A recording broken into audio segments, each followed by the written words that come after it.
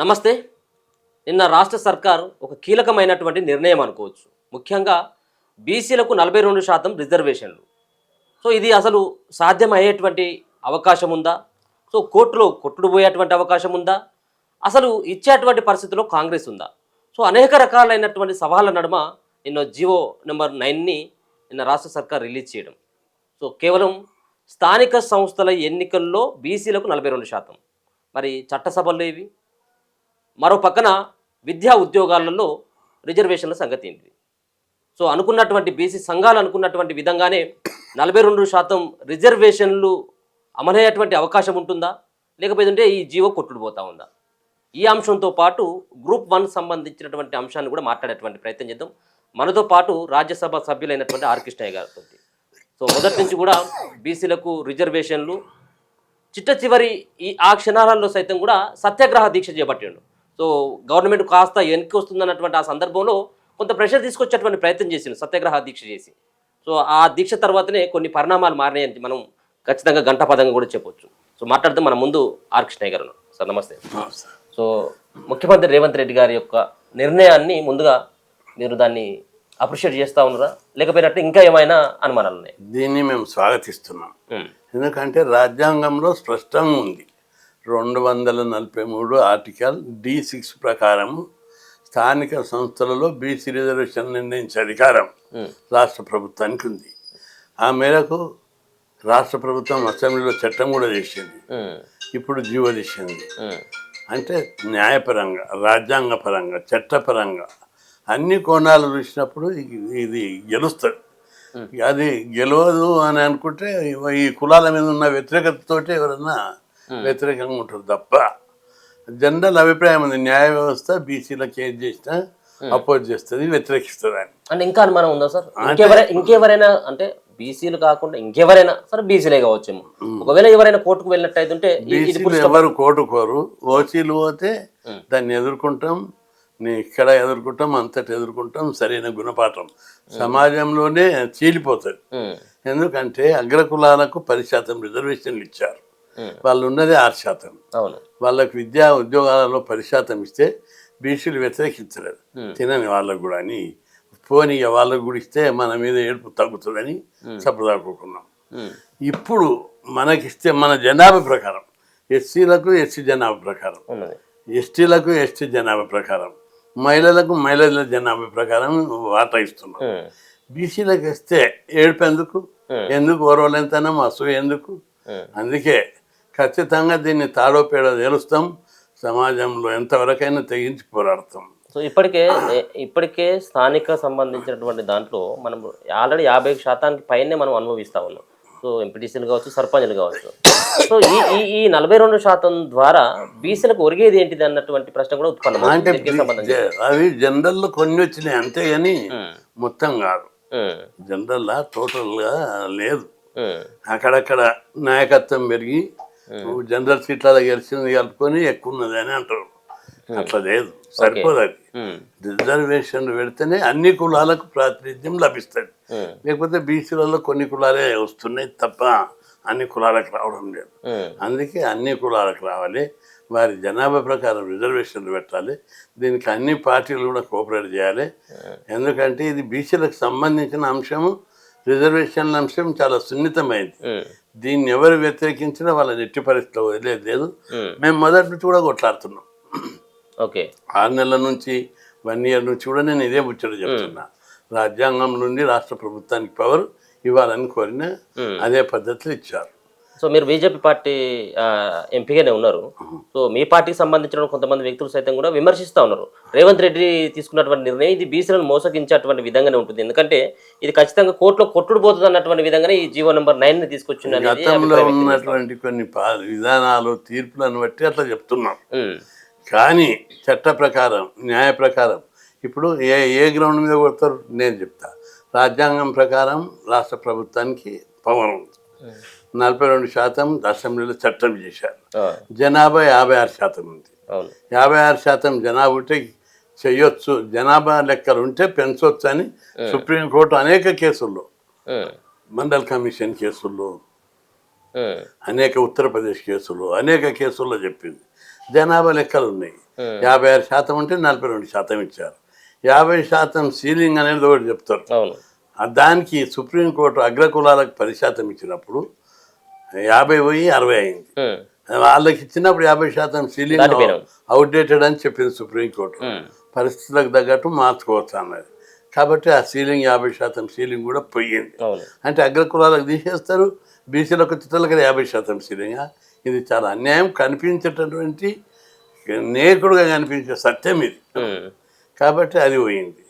ఇంకేంటి, రాజ్యాంగంలో ఉంది చట్ట ప్రకారం, రాజ్యాంగం ప్రకారం 243 ఆర్టికల్, అసెంబ్లీలో చట్టం చేశారు, జనాభా లెక్కలున్నాయి, సుప్రీంకోర్టు తీర్పులు లెక్కలు ఇవ్వచ్చని ఉంది.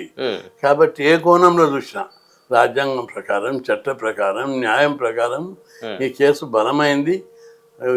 జడ్జీలు వాళ్ళ ఇష్టపడక బీసీలు రాజ్యాధికారంలో వాటర్ ఇవ్వడం ఇష్టం లేకపోతే మాత్రమే దీన్ని వ్యతిరేకిస్తారు. తప్పనిసరి దాన్ని ఎట్లయినా న్యాయ పోరాటం, ఒక పోరాటం ఉండదు, వీధి పోరాటం కూడా ఉంటుంది.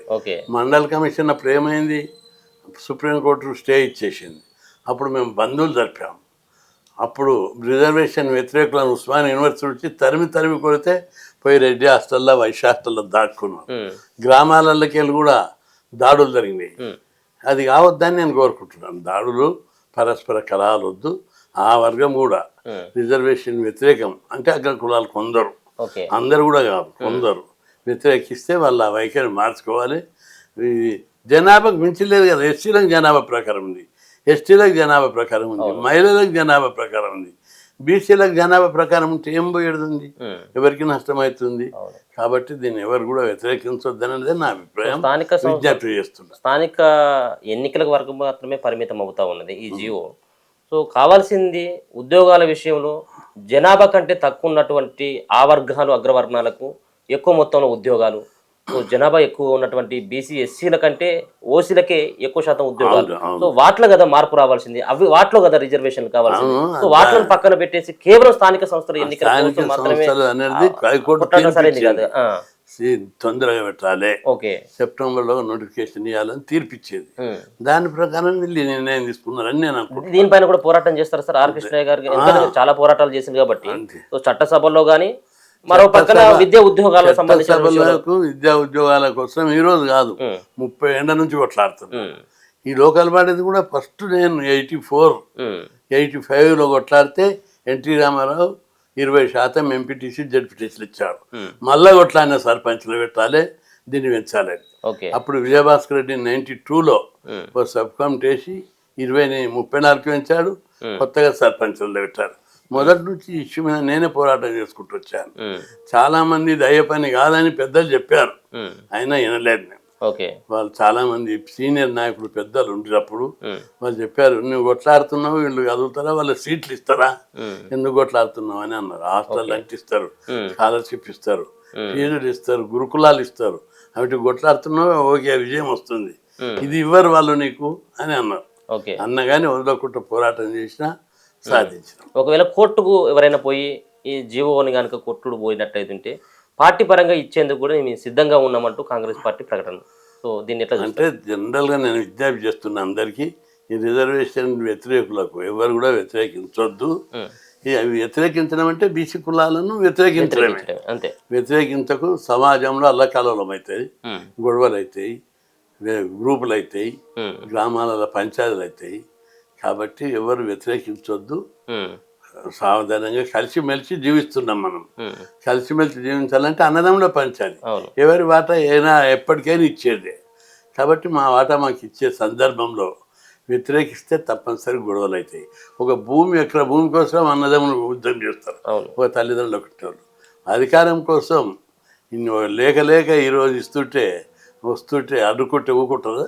తప్పనిసరి రిజర్వేషన్ వ్యతిరేకులకు మాత్రమే. అగ్రకులాలని నేను అన్నా, అగ్రకులాలను కూడా రిజర్వేషన్లను సపోర్ట్ చేసేవాళ్ళు ఉన్నారు. కాబట్టి రిజర్వేషన్ వ్యతిరేకులకు తగిన గుణపాఠం నేర్పుతామని హెచ్చరిస్తాం. అంటే జీవో రాకముందుకే కేవలం పేపర్ ప్రకటన మాత్రమే పరిమితం అవుతా ఉంటే ఇద్దరు వెళ్ళిన కోర్టుకి, కేవలం జీవో రాకముందుకే. జీవో వచ్చిన తర్వాత వెళ్ళరన్నటువంటి గ్యారెంటీ అయితే మాక్సిమం ఉండకపోవచ్చు, ఎవరో ఒకరు కోర్టుకు అయితే వెళ్ళేటువంటి ప్రయత్నమే చేస్తాం. ఇప్పుడు మార్పు వస్తుందని అనుకుంటున్నా. ఎందుకంటే ఇది 130 కులాలు బీసీ జాబితాలో 130 కులాలు ఉన్నాయి. అవును. వాళ్ళకు సర్పంచులు కాని కులాలు కూడా 130లో 100 కులాలు ఇంతవరకు సర్పంచ్ వార్డు మెంబర్ కూడా కాని కులాలు ఉన్నాయి. అవును. వాళ్ళకు తప్పనిసరి అవకాశం రావాలి. ఇది ప్రజాస్వామ్యం. రాజ్యాధికారం ద్వారా మాత్రమే కులాల గౌరవం పెరుగుతుంది, అవును. హోదా పెరుగుతుంది. డబ్బుతోటి సంపదతోటి కులాల గౌరవం పెరగదు. అధికారం ద్వారా మాత్రమే కులాలు. అధికారం కావాలంటే చదువు కావాలి, ఉద్యోగం కావాలి, పదవి కావాలి. ఈ మూడు ద్వారానే అధికారం వస్తుంది, సామాజిక గౌరవం పెరుగుతుంది. అందుకే ఇది పేద కులాల గౌరవం పెంచే ప్రజాస్వామ్య ప్రక్రియ. తప్పనిసరి అందరూ సహకరించాలని విజ్ఞప్తి చేస్తాను. సో మరొక అంశం సార్, గ్రూప్ 1 పరీక్షలకు సంబంధించినటువంటి విషయంలో ఈరోజే వాళ్ళకి నియామక పత్రాలు కూడా రేవంత్ రెడ్డి గారు అందిస్తున్నారు. 562 మందికి, 563 పోస్టులకు 562 మందికి ఆ పత్రాలను అందిస్తున్నారు. సో నిజంగా కూడా గ్రూప్ 1 పరీక్షలు పారదర్శకంగానే జరిగినాయని చెప్పేసి మీరు భావిస్తూ ఉన్నారు. ఒక పక్కనేమో సింగిల్ బెంచ్ ఇచ్చినటువంటి తీర్పు, దానికి వ్యతిరేకంగా ఉన్నటువంటి డివిజనల్ బెంచ్ ఇచ్చినటువంటి తీర్పు కనపడతా ఉన్నది. సో ఏంటి అసలు ఆ తీర్పుల మధ్య వ్యత్యాసం ఏంటి? నిజంగా వాళ్ళు మళ్ళీ సుప్రీంకోర్టుకు వెళ్ళేటువంటి ప్రయత్నం కూడా చేద్దామని చెప్పేసి అంటా ఉన్నారు. సో నిజంగా చాలామంది అపోహ కావచ్చు, అనుమానాలే కావచ్చు, 3 కోట్లకు ఉద్యోగాలు అమ్ముకున్నారు, లేకపోతే పేపర్ లీకేజ్ చేసి అన్నటువంటి అన్ని అంశాలు తెర మీదకి వస్తూ ఉన్నాయి. అదే ఎంపీగా మీరు దీన్ని మనకు స్పష్టంగా గ్రూప్ 1లో అవకతవకలు జరిగినట్టు కనిపిస్తుంది. సీరియల్ ఉన్నోళ్లకు 700 మందికి ఒకే రకమైన మార్కులు రావడం ఒకటి, తెలుగు మీడియం అభ్యర్థులకు మార్కులు తక్కువ రావడం, మోడరేషన్ చేయకపోవడం, కొన్ని సెంటర్లనే ఎక్కువ రిజల్ట్ రావడం, కొన్ని సెంటర్లలో 0 రిజల్ట్ రావడం, ఇవన్నీ అనేక అనుమానాలకు తావిచ్చింది. రెండవది ఆర్టికల్ కూడా డబల్ ఒకసారి ప్రిలిమినరీ కలగు మేము కలగిచ్చాము, ఎక్కడ జరగదు అది. ఇట్లా చాలా విషయాల్లో 7-8 విషయాల లోపల మీడియం అభ్యర్థులకు, సెంటర్ అభ్యర్థులకు ఈ విధంగా అనేక రకాలైనటువంటి అవకతవకలు జరిగినట్టు ఒకే రకమైన మార్కులు వేయడము, ఇవన్నీ అనేక అనుమానాలకు దారితీసింది. ఇవన్నీ సింగిల్ జడ్జి దగ్గర చర్చ జరిగి డిస్కషన్ జరిగినాకనే తీర్పు వచ్చింది. డివిజన్ బెంచ్ ఇంకో కోణంలో ఆలోచించవచ్చు. గ్రూప్ 1 12 ఏళ్ళు అవుతుంది. దీనివల్ల ప్రభుత్వానికి ఆఫీసర్లు లేరు కాబట్టి చిన్న ఏమన్నా ఉంటే సర్దొచ్చని ఆ కోణంలో ఆలోచించి ఇచ్చిందని నేను అనుకుంటున్నా. సుప్రీంకోర్టుకు పోతే ఇక్కడ నేను చెప్పేది ఏంటిదంటే, సమర్థులైన అధికారులు, నిజాయితీపరులైన అధికారులు బ్యూరోక్రసీలకు రావాలి. ఆలస్యం కొంత అయితే కావచ్చు, కానీ నిజాయితీ నిబద్ధత అనేది అవసరం. అందుకోసం మార్పులు జరగాలని నేను కోరుకుంటున్నాను. అంటే ఇంకా వాళ్ళు కొట్లాడేందుకు, ఇంకా కోర్టుకు వెళ్ళి వాళ్ళ వాదన వినిపించేందుకు, సో ఎవరైతే ఉద్యోగాలు రానటువంటి వాళ్ళు, అవకతవకలు జరిగినాయి అని చెప్పేసి అనుమానిస్తున్నటువంటి వాళ్ళకి ఆప్షన్స్ కూడా ఉన్నాయి, సుప్రీంకోర్టు ఆప్షన్. సో సుప్రీంకోర్టుకు వాళ్ళు వెళ్ళేటువంటి దశలోనే వాళ్ళకి నియామక పత్రాలు ఇచ్చిన తర్వాత, సో వాళ్ళని అపాయింట్ చేసుకున్న తర్వాత ఏ విధంగా ఉండబోతుంది? మళ్ళీ ఒకవేళ కనుక సుప్రీంకోర్టులో వీళ్ళకి అనుకూలంగా వస్తే పరిస్థితి ఏ విధంగా ఉంటుంది సార్? రివైజ్ చేస్తాం అంతే. ఆ అవకాశం ఉందా సార్? మీరైతే గట్టిగా నమ్ముతా ఉన్నారు ఎంతో కొంత అవకతవకలు అనేది స్పష్టమే, కళ్ళకు గట్టినట్టు కనిపిస్తుంది ఈ వ్యత్యాసాలు, అవకతవకలు. కాబట్టి మరి అట్లా అన్నప్పుడు కోర్టు ఎందుకు వీటన్నిటిని పరిగణలోకి తీసుకొని తీర్పు చెప్పలేదు? ఒక తీర్పు చెప్పేటప్పుడు అనేక అంశాలు పరిగణలోకి తీసుకుంటారు. అడ్మినిస్ట్రేషన్ ఎట్లుండాలి, ఇది ముఖ్యమా అది ముఖ్యమా, అనేక అంశాలు. ఇప్పుడు నేనే ఉన్నా, నాకు బీసీలు ముఖ్యమా, వ్యక్తిగత ప్రయోజనాలు ముఖ్యమా? వ్యక్తిగత ప్రయోజనాలు కాదు, నాకు బీసీలు ముఖ్యం, బీసీల కోసం ఏమేమైనా చేస్తా అనే బాబు. కొన్ని సందర్భాల్లో కొన్ని నైతిక విలువలు కూడా పక్కకు పెట్టైనా జాతికి లాభం అవుతుందంటే పక్కకు పెట్టేస్తా. అట్లా కొన్ని రకాలుగా ఉంటాయి తీర్పులు. ఇప్పుడు నేను జాబ్ ఉండే, నాకు బ్యాంక్ ఆఫీసర్గా అనేక డిప్యూటీ తహసీల్దార్గా చాలా అవకాశాలు వచ్చినాయి నాకు. అవన్నీ వదులుకొని బీసీలను అభివృద్ధి చేయాలి, వాళ్ళు చదువుకోవాలి, అధికారంలో వాటా కావాలి, ప్రతి ఒక్కరు చదువుకోవాలని వచ్చినా పోరాడి హాస్టళ్ళు, గురుకులాలు, స్కాలర్షిప్లు, ఫీజులు రియంబర్స్మెంట్ ఇవన్నీ పెట్టించిన. ఇది ముఖ్యం నాకు. అట్లాగే జాతి ప్రయోజనాలను దృష్టిలో పెట్టుకొని కొన్నిసార్లు కొన్ని జరుగుతాయి. అట్లా ఏదైనా ఉంటుందేమో అని నేను అనుకుంటాను. ప్రతిసారి కూడా గ్రూప్ 1 పరీక్షలు అంటేనే అవకతవకలు, లీకేజీలు, అదే ప్యాకేజ్ ఎందుకు సార్ ఇట్లా ప్రతిసారి ఎందుకు జరగాల్సిన అంటే అవసరం? ఇది చాలా ముఖ్యమైన పోస్టు. డిప్యూటీ కలెక్టర్ 5 ఏళ్ళు చేయందే ఐఏఎస్ కన్ఫామ్ అవుతుంది. డిప్యూటీ డిఎస్పి 5 ఏళ్ళు చేయందే ఐపీఎస్ వస్తుంది. వీళ్ళకు ఐపీఎస్ ఐఏఎస్ వస్తుందంటే అడ్మినిస్ట్రేషన్లో కీలక పాత్ర వీళ్ళకి. అవును, అందుకోసం దానికి బాగా ప్రాధాన్యత ఉన్నది. అందుకోసం తప్పనిసరి దీనికి రాజకీయ ప్రాబల్యము, ఇంకా అన్ని ఆర్థిక ప్రాబల్యము, ఇవన్నీ ప్రభావితం చేసే ఆమె పరిస్థితి ఉంటుంది. సో అమ్ముకున్నారు అన్నటువంటిది కూడా కొంత బీఆర్ఎస్ పార్టీ వాళ్ళు అంటున్నారు. సో 3 కోట్లకు అమ్ముకున్నారు, 5 కోట్లకు, అటువంటి అవకాశం ఉంటుందా సార్? అంటే ఇంకా కొద్దిగా లోతుగా పోతే తెలుస్తుంది. దాన్ని నేను ఎప్పుడే ఛార్జ్ చేయలేను. లోతుగా అధ్యయనం చేసి వచ్చిన వాళ్ళు ఎవరు, వాళ్ళ బ్యాక్గ్రౌండ్ ఏంటిది, వాళ్ళ పరిస్థితి, చదివేటప్పుడు వాళ్ళ పరిస్థితి ఏంటిది, వాళ్ళ మెరిట్ ఏంటిది, అన్ని అంశాలు చూసినప్పుడు చెప్పగలుగుతాం. కానీ అవకతవకలు జనరల్గా జరిగినాయి అనేది సాధారణ అంశం. అది ఓకే, ఇందులో డబ్బులు తీసుకున్నారంటే మెరిట్ అయిన వానికి జాబ్ వచ్చిందంటే తీసుకున్నట్టే. ఎంతమంది వచ్చింది అట్లా చూడాలి, అది కొద్దిగా లోతుగా. Okay sir, right right, thank you so much. So మొత్తానికి అంటే క్లారిటీ ఇవ్వాలి ఆర్ కృష్ణయ్య గారితో. అసలు మొదటి నుంచి కూడా జీవో వల్ల ఖచ్చితంగా బీసీలకు రిజర్వేషన్లు సాధ్యమే అది, కానీ జీవోను ఇవ్వకుండా రేవంత్ రెడ్డి ఎందుకు అణిచేసేటువంటి ప్రయత్నం చేస్తూ ఉన్నాడు? 9th షెడ్యూల్ అని, లేకపోతే ఢిల్లీలో ధర్నా అంటూ, ఇదంతా కాదు, నీ చేతిలో ఉన్నటువంటి జీవో ఏదైతే ఉందో ఆ జీవో ద్వారా పరిష్కారం అయిపోతుంది కదా, దాన్ని ఇవ్వమని చెప్పేసి కూడా మొదటి నుంచి కూడా ఆర్ కృష్ణయ్య గారు ఏదైతే చెప్తా ఉన్నారో చివరికి అదే అయిపోయింది. జీవో నెంబర్ 9ని నిన్న రిలీజ్ చేయడం జరిగింది. సో దాన్ని ఒక పక్కన ముఖ్యమంత్రిని అప్రిషియేట్ చేసుకుంటూనే మరో పక్కన ఎవరు కూడా కోర్టుకు వెళ్ళి దీన్ని అడ్డుకునేటువంటి ప్రయత్నం చేయొద్దు, ఇది బీసీల ద్రోహులుగా మిగులొద్దని చెప్పేసి హెచ్చరికలు జారీ చేస్తూనే మరొక పక్కన గ్రూప్ 1 సంబంధించినటువంటి ఎగ్జామ్స్లో ఖచ్చితంగా కళ్ళ ముందే కదలాడుతూ ఉన్నటువంటి చూస్తూ ఉంటే అవకతవకలు జరిగినాయి అని చెప్పేసి ఆ వాస్తవం అయితే కనబడతా ఉన్నది. సో కొన్ని సందర్భాల్లో కొన్నింటిని దృష్టిలో పెట్టుకొని కోర్టు తీర్పులు కూడా కొంత వచ్చేటువంటి అవకాశం ఉంటుందన్నటువంటి భావన సైతం కూడా ఆర్ కృష్ణ గారు అయితే తెలియజేస్తున్నారు. చూస్తూనే ఉండండి మనతో వెలుగు.